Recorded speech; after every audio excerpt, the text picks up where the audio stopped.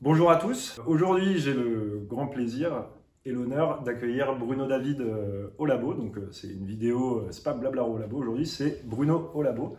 Donc, Bruno David, qui a fait plus de 30 ans en recherche dans la chimie des produits naturels, notamment au laboratoire Pierre Fabre. Tu es aussi conférencier à l'international, passionné par la chimie. Aujourd'hui, j'ai le plaisir de te recevoir sur la chaîne parce que initialement, je voulais faire une vidéo sur les taxoïdes, donc une famille de molécules anticancéreuses. Et il se trouve que Bruno, ça a été une de ses grandes thématiques de recherche, c'est ça.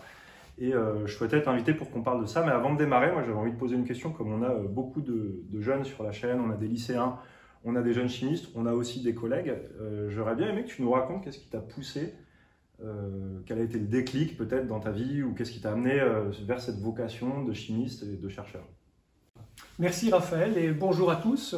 Ce qui m'a intéressé pour faire des études dans cette voie et en faire un métier, c'est que depuis tout petit, j'ai été très intrigué par les plantes médicinales. Alors en effet, depuis la nuit des temps, les hommes utilisent des plantes à visée thérapeutique, mais au cours de ces études, on apprend qu'il y a des substances qu'on appelle les molécules qui sont à la base de l'activité des médicaments.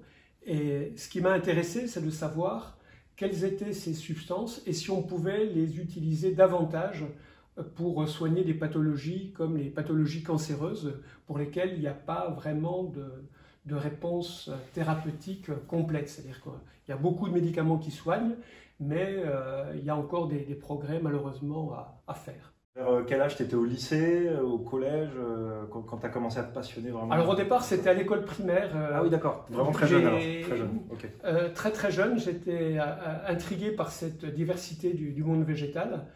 Et puis après, à la fin du collège et au lycée, quand on apprend ce que c'est qu'une molécule, je me suis dit, mais ces plantes qui ont des activités, certaines font dormir, d'autres suppriment la douleur, certaines sont toxiques, ça dépend un peu de la dose, tout ça. Quels sont les fondements de leurs activités? Génial. Et donc, une question que j'ai envie de te poser, c'est qu'est-ce qui fait que ce monde végétal, ces plantes, elles produisent ces molécules que nous, ensuite, on peut utiliser comme des médicaments? Donc, à quoi ça leur sert? Alors, ça leur sert à se défendre, puisque les plantes, contrairement à nous, si on nous agresse, si on voit quelqu'un qui arrive avec un marteau puis qui essaie de nous menacer, mais on va prendre la fuite, on va essayer de se défendre. On va produire de l'adrénaline. On va produire de l'adrénaline pour nous donner des signaux en disant faut quitter le pont, il faut se carapater, il y a danger. Les plantes, il faut se battre. Ouais. Alors, les plantes, c'est pas le cas. Donc, elles sont fixées au sol. Elles ont un gros avantage sur nous, organismes vivants, animaux, c'est qu'elles sont autotrophes, c'est-à-dire qu'elles peuvent vivre de l'air du temps. Il leur suffit d'avoir un peu d'eau, un peu de chaleur et de la lumière, elles peuvent vivre. Par contre, la contrepartie, c'est qu'étant fixées, quand elles sont agressées, elles subissent l'agression. Et pour arriver à se défendre, elles ont élaboré des défenses chimiques de manière à décourager les prédateurs. C'est-à-dire quand on veut manger une feuille d'arbre, quand on est un arbre, l'arbre qui se fait consommer, bon, quelques feuilles ça va, mais un peu plus de feuilles, ça commence à lui poser problème. Donc très rapidement, les espèces, la plupart des espèces vont synthétiser des polyphénols, des substances antiappétantes, et d'autres plantes ont carrément des produits extrêmement bioactifs qui ont découragé les consommateurs. Maintenant, je te propose qu'on rentre un peu dans le vif du sujet, parce que tu as travaillé du coup sur les taxoïdes anticancéreux. Est-ce que tu peux nous raconter un petit peu comment ça... Déjà, qu'est-ce que c'est? Peut-être introduire ce que c'est que les taxoïdes, et toi, à quelle période tu as travaillé dessus? Et nous remettre un petit peu le contexte historique. Je me permets juste de faire une parenthèse, de dire moi un petit peu ce que j'avais déjà lu sur les taxoïdes. On connaît notamment le paclitaxel. Oui, le taxol, oui. Voilà. C'est toi qui m'as dit qu'il fallait dire paclitaxel. Bon, pardon, on va non, paclitaxel, dont le nom commercial est le taxol, qui était du coup une molécule anticancéreuse qu'on trouvait dans l'écorce de l'if. Et moi, ce que j'avais lu, c'était historiquement que tu avais des cavaliers, quand ils s'arrêtaient avec leurs chevaux et que les chevaux ils broutaient sous les ifs, en fait, ils crevaient pas longtemps après. Alors, c'était pas le taxol, c'est la taxine B, qui est un produit qui est cardiotoxique, et qui fait une cinquantaine de grammes de feuilles d'if, hein, d'aiguilles, tue un cheval en quelques dizaines de minutes. Hein. Comment on a trouvé cette molécule? Alors la taxine B et la taxine A ont été découvertes à la fin du 19e siècle en étudiant quelles étaient les molécules responsables de la toxicité, notamment sur le bétail, des feuilles d'if. Et le Taxol, lui, a été découvert beaucoup plus tard, plus d'un siècle plus tard, en 1971, par des chercheurs du Research Triangle Institute, qui avaient pour mission d'élucider la molécule responsable de l'activité d'écorce de tronc d'if du Pacifique, qui avait été découvert comme cytotoxique, c'est-à-dire tuant des cellules tumorales en culture, lors d'un grand programme de criblage du National Cancer Institute. Est-ce que tu peux en quelques mots nous expliquer pour tout le monde ce que c'est que le criblage? Le criblage consiste à évaluer l'activité potentielle de milliers d'extraits végétaux de manière à étudier ceux qui portent une activité et ainsi découvrir là où les molécules qui ont un intérêt potentiel en thérapeutique. On rentre dans l'extraction du Taxol. Est-ce que tu peux nous raconter la partie extraction et ensuite la partie synthèse un petit peu comment... Alors ce qui s'est passé, c'est que les Américains avaient commencé un grand programme de criblage dans les années 60 et ils avaient pour mission d'évaluer des milliers d'extraits tous les ans. Et donc il y a des chercheurs qui ont été dans le nord-ouest des États-Unis et qui ont vu des ifs, donc ils ont récupéré des écorces, des branches, des feuilles, et puis 2-3 ans après, ça c'est en 1962, en 64, ils se sont aperçus qu'il y avait l'extrait d'écorce de ce tif qui pousse au nord-ouest des États-Unis, qui avait une activité sur des cellules cancéreuses. Et donc là, ils ont fait du fractionnement bioguidé, ils ont fait des études chimiques pour voir quelles molécules portaient cette activité. Parce qu'en fait, il n'y avait que les écorces qui étaient actives. Ni le bois, ni les feuilles n'étaient actives sur leur test. Et donc là, ils ont découvert une substance qu'ils ont appelée Taxol, et qui a été publiée, dont la structure a été publiée en 1971. Et cette structure était extrêmement complexe. Elle a 11 centres asymétriques. Le Taxol était une substance extrêmement prometteuse, mais avec un certain nombre d'inconvénients. Le premier inconvénient, c'est que pour avoir ce fameux Taxol, il fallait abattre des milliers d'ifs parce que sa teneur dans les écorces est extrêmement faible. On est de l'ordre de 10 à 100 mg maximum par kilo d'écorce sèche. Donc tu es à 0,001%. Exactement, c'est extrêmement faible. Et donc quand il faut isoler une quantité aussi faible d'un fatras d'autres substances, ben on perd beaucoup de Taxol, de cette substance en faible quantité. Et donc le rendement d'extraction n'est pas bon. Donc on débouche sur une catastrophe écologique. Voilà, il y a une catastrophe écologique. Donc là, c'est l'extraction de la molécule naturelle. C'est l'extraction de la molécule naturelle. Et donc j'imagine qu'après, il y a dû avoir un travail de synthèse pour pallier au manque de la ressource naturelle. Alors pas tout de suite, parce que c'est une molécule... le propre des molécules naturelles est d'être extrêmement compliqué. La nature travaille de manière chirale et fait des choses que le chimiste normal ne ferait pas, parce qu'un chimiste normal n'a pas envie de se compliquer la vie, et faire de la synthèse asymétrique, c'est-à-dire faire des molécules qui sont compliquées, ça pose problème. Donc j'en profite pour rappeler une molécule chirale. J'avais fait toute une vidéo sur la chiralité, la stéréochimie, donc je vous remets le lien pour ceux qui veulent voir. Mais à un moment donné, Bruno il vous a dit, dans le Taxol, il y a 11 carbones asymétriques. Pour vous donner une idée, ça veut dire que la molécule, elle existe sous forme de, je vais faire simple, mais 2 puissance 11, donc beaucoup, de formes spatiales différentes possibles. Et donc en sélectionner une seule, ça, effectivement, la nature le fait très bien, le chimiste a plus de mal à le faire. Et d'ailleurs, la synthèse totale du Taxol a constitué une espèce d'Everest, un Graal pour les chimistes organiciens, une espèce de super compétition, et il a fallu attendre une vingtaine d'années pour que cette synthèse puisse être réalisée. Et ça a été une course au finish, puisque il y a 2 équipes qui ont publié à 24 heures d'intervalle. Toujours est-il que ce Taxol avait d'énormes problèmes. Une activité très intéressante, mais on ne savait pas exactement quelle était sa cible biologique. Et donc, comme on l'a vu, l'extraction est très compliquée, il n'y a vraiment pas grand-chose. Et donc, il faut abattre 6 arbres centenaires pour avoir un traitement potentiel, pour soigner une malade du cancer de l'ovaire pendant 1 an. Et puis, comble de la complexité, c'est une molécule qui est très peu hydrosoluble. Et quand on l'administre, on a besoin d'avoir un excipient, c'est-à-dire un solvant pour l'administrer. Et en fait, les solvants qui étaient utilisés étaient au moins aussi toxiques que la molécule anticancéreuse. Et donc, les patientes, au départ c'était des patientes, décédaient des effets secondaires de l'excipient. Donc, c'était vraiment un cas dramatique. Et donc, on avait une molécule qui était extrêmement prometteuse, mais avec toute cette série d'inconvénients. Et les meilleures équipes se sont dit, bon, on va essayer de trouver une solution à cette situation. Et en fait, c'est l'équipe du professeur Pierre Potier à l'ICSN, l'Institut de chimie des substances naturelles du CNRS, qui a profité qu'en 1980, dans un campus du CNRS, il y a une route qui a été ouverte, et il a fallu abattre des arbres. Et là, les collègues, je n'étais encore pas arrivé dans le labo à cette période, se sont dit, bon, on va regarder la composition chimique des différentes parties qu'on a en quantité dans ces ifs, pour voir s'il n'y a pas quelque chose d'intéressant.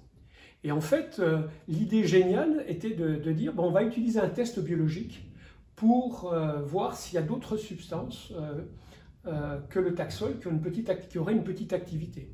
Et en utilisant ce test à la tubuline, qui permet de regarder si on perturbe la mitose, c'est-à-dire la division cellulaire, il s'est révélé que les feuilles, c'est-à-dire les aiguilles, contenaient une substance qu'on appelle la 10-désacétylbacatine 3. Appelons-la bécassine. On va l'appeler bécassine pour simplifier. Et juste, je souhaite revenir parce que tu as dit que du coup ça bloquait la mitose.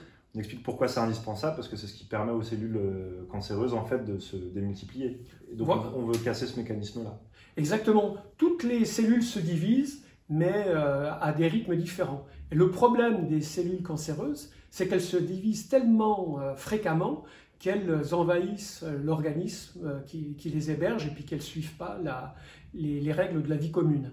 Et donc, le fait d'empêcher la mitose va conduire à chaque fois que des cellules cancéreuses se divisent, elles vont prendre un coup sur la tête et on va les éliminer. Et les cellules normales, entre guillemets, qui ont une fréquence qui est beaucoup plus lente, elles vont se diviser tous les 20 jours, tous les 50 jours, elles seront préservées puisque ne se divisant pas, elles ne seront pas accessibles à la toxicité de l'anticancéreuse. Ça, c'est la base de la chimiothérapie par antimitotique. D'accord. Et donc, on en était à, tu disais, ils ont isolé la 10-déacétylbacacine. Oui, la bécassine. Donc la bécassine, on va l'appeler. Donc là, j'anticipe avec la question d'après parce que je pense que tu vas nous parler d'hémisynthèse. Oui. On va passer de bécassine à autre chose. Est-ce que tu peux nous expliquer du coup en quoi ça consiste déjà l'hémisynthèse et pourquoi ça a été une énorme plus-value et une hémisynthèse historique en l'occurrence? Alors les travaux sur ces ifs qui avaient été abattus dans le parc du CNRS ont permis, avec le test tubuline, de retrouver l'activité cytotoxique sur des cellules tumorales du Taxol. Et donc ça, on l'a vu avec le test tubuline. Mais la grande originalité a été de montrer, et ça les Américains ne l'avaient pas vu, que dans les aiguilles, on trouve la bécassine qui a une petite activité sur la tubuline. Alors le fait d'avoir une petite activité sur la tubuline, ça montre que cette molécule, elle a un petit effet sur la division cellulaire. Et donc quand la structure a été faite, on s'est dit, bon, ben, cette molécule de bécassine, elle ressemble étrangement au Taxol.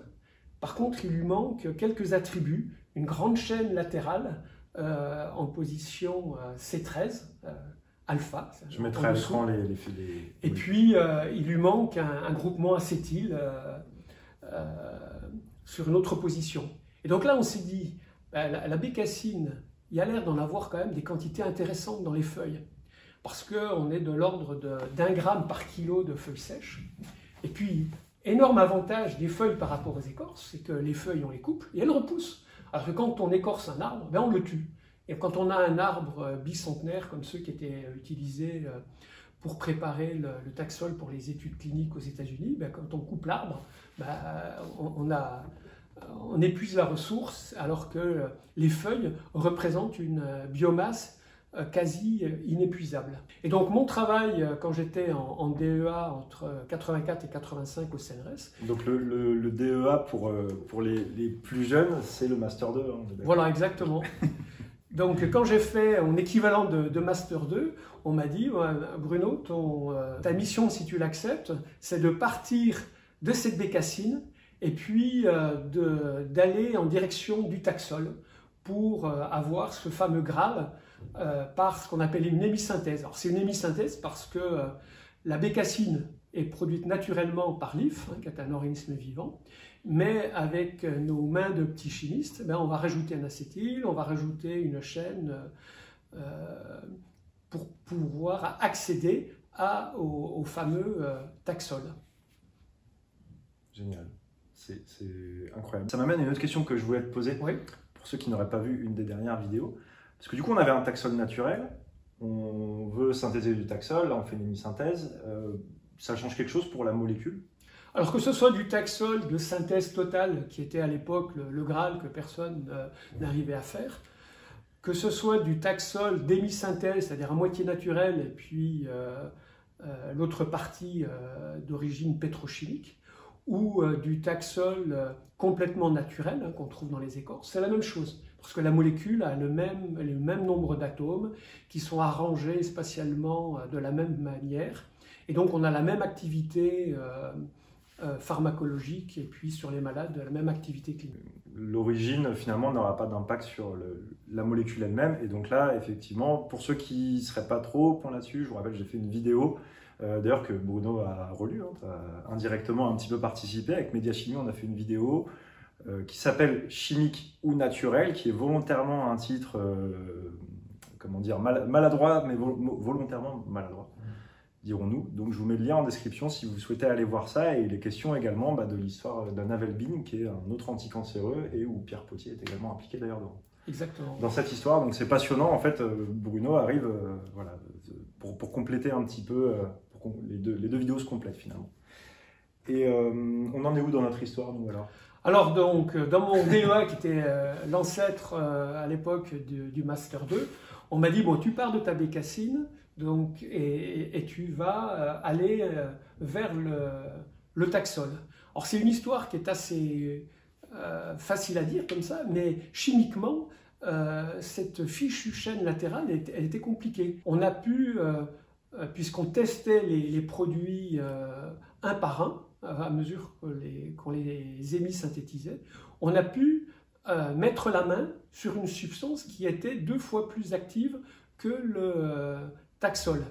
Et cette substance a été développée et est devenue un médicament qui est actuellement commercialisé par Sanofi, qui s'appelle le Taxotere. Alors c'est une substance qu'on ne peut pas trouver dans la nature, donc on a une molécule hémisynthétique qu'on n'aurait pas pu trouver en faisant des extractions. Le Taxotere se fait toujours par hémisynthèse, avec une synthèse convergente, avec la chaîne qui va bien et la bécassine. Donc on fait la synthèse de la chaîne, on extrait la bécassine, on branche. Je pense qu'il y en a, la seule chose qu'ils ont retenue, c'est qu'il faut brancher bécassine. Voilà, il faut brancher bécassine avec une grande chaîne. Et cette molécule s'est révélée 2 fois à 2 fois et demi plus active sur le test tubuline. Donc elle laissait présager d'un intérêt important. Et puis autre intérêt, c'est qu'elle était un peu plus hydrosoluble que le Taxol. Alors le Taxol, je vous le rappelle, les patients avaient des très gros problèmes et certains décédaient des effets de l'excipient, c'est-à-dire du solvant qui permettait une injection intraveineuse.